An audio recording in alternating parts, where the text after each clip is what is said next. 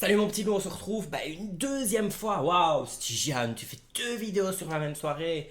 En fait, pas le choix. Il y a une annonce qui vient de tomber, comme tu vas le voir sur la miniature. C'est la toute première banlist de l'histoire de l'Orcana. On avait eu un errata l'année dernière avec Bucky. Mais cette fois-ci, ça y est, le coup près de Ravensburger est tombé. Et on a décidé de bannir du coup deux cartes. On va parcourir juste après le générique de quelle carte il s'agit, même si tu l'as vu sur la miniature, et de lire un petit peu le communiqué officiel qui a été fait par Ravensburger. On lance le générique, c'est parti.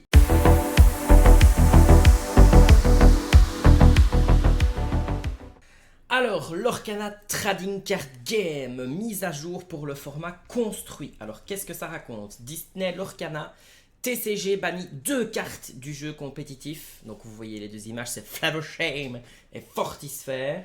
Alors, qu'est-ce qu'il nous raconte? Aujourd'hui, l'équipe de Disney Lorcana TCG a annoncé le retrait de deux cartes autorisées dans le format compétitif. Le bannissement est essentiel pour conserver un TCG comme Disney Lorcana sain et équilibré. L'équipe de développement a choisi de bannir les cartes Flavorsham, fabricant de jouets, et Sphère d'endurance afin de garantir la meilleure diversité possible dans les stratégies de jeu viables pour le format compétitif. Il était vrai que actuellement bleu rouge bleu gris overdominait les decks joués en méta. Ce bannissement prendra effet à partir du 8 avril 2025, donc aujourd'hui, ce qui signifie que ces cartes ne seront plus acceptées dans les decks lors de tout événement Lorcana après cette date. Ceci marque le tout premier bannissement de cartes depuis le lancement de Disney Lorcana en août 2023. J'arrive pas à contenir ma joie, je suis désolé. Je suis désolé à tous les joueurs de bleu rouge et de bleu gris qui font partie de mon cercle d'amis, même d'ailleurs, je vous aime plus que tout. Mais je suis tellement heureux. Mais surtout pour lui. Flavorsham, ça faisait des jours et des semaines et des mois que j'en pouvais plus. Oh. Par contre, la Fortisphère full premier degré, je trouve ça un peu excessif. Parce que je trouve que du coup, ça enterre le deck bleu-gris.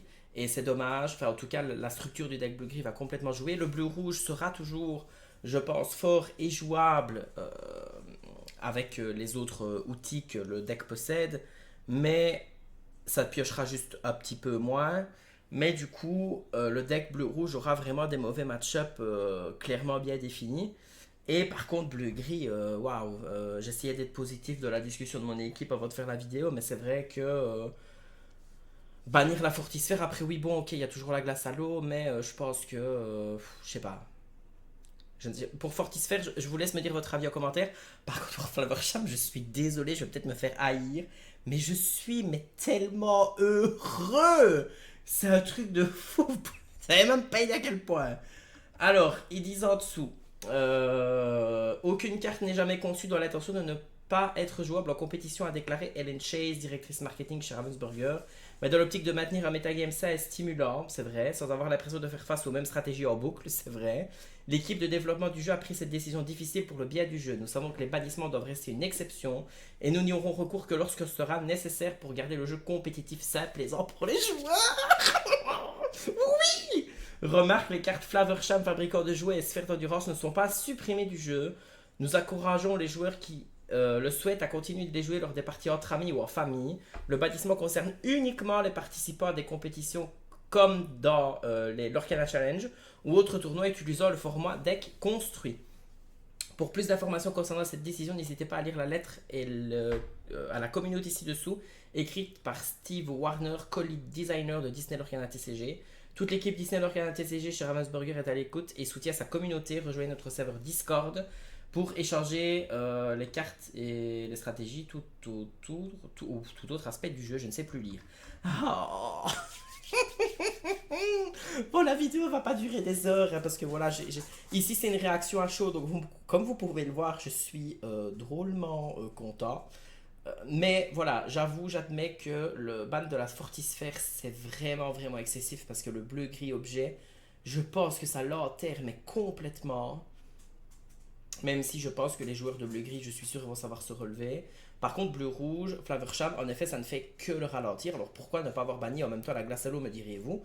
Parce que je pense qu'ils ont la volonté de ralentir le bleu-rouge sans forcément le détruire complètement. Parce que je pense que, comme je l'ai dit un petit peu plus tôt dans la vidéo, le deck sera quand même jouable. Mais c'est vrai qu'il sera ralenti parce que Flavorsham donnait énormément de rotation de pioche au deck. Et pareil dans le bleu-gris avec Flavorsham. Et je pense qu'en enlevant la fortisphère, ce qu'ils ont cherché à faire, c'est quand même garder la glace à l'eau pour les deux decks.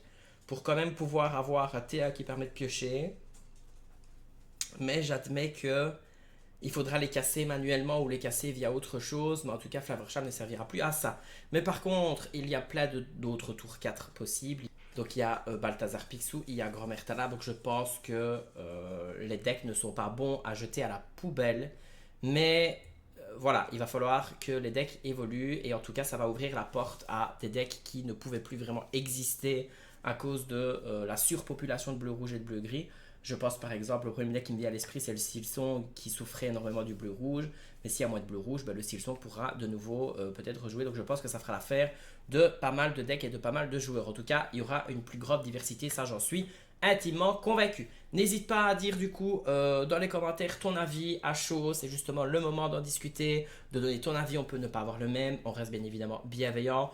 Je m'excuse d'avoir été aussi content du ban de Flavorsham et Fortisphère. Je peux comprendre à 100% que s'investir dans ces deux decks-là ait pu coûter de l'argent et prendre du temps.